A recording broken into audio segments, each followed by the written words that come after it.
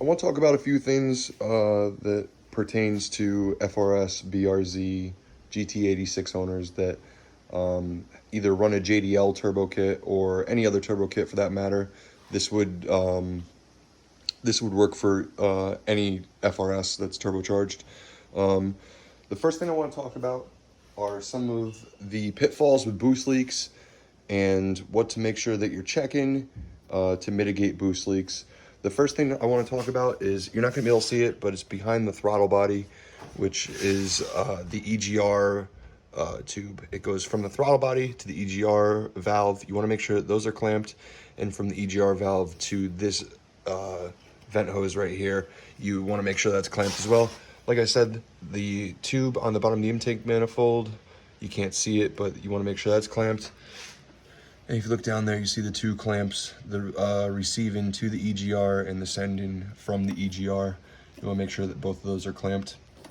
The second thing I want to talk about as far as boost leaks is make sure that you have the O-ring for your mass airflow sensor. That's often overlooked, or maybe the O-ring, people don't even notice it goes missing, or it tears at some point throughout like the ownership or modifying the car.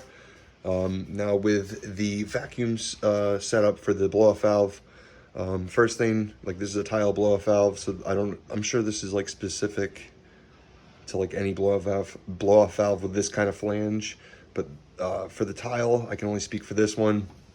You want to make sure that there's an O-ring installed there. You want to make sure that your vacuum line is clamped. The vacuum line goes from the top of the blow-off valve to a T, which tees off to the intake manifold. Make sure everything's clamped there. And then from the T, it goes to the brake booster. Make sure that's clamped as well. One other thing I want to talk about is turbo charged owners that also have catch can setups, which is obviously something you'd want to run on these cars. These cars run a really high crankcase pressure, naturally aspirated. So turbocharging one of these engines is absolutely a must to have a catch can setup. So for the crankcase side, you want to make sure that all the clamps or all the fittings are clamped.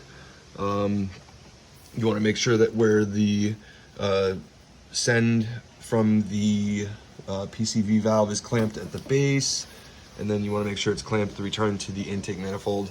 A lot of people delete it where they run some sort of fitting that deletes the PCV, and then this is just a breather and it doesn't return, that gets capped off at the intake manifold.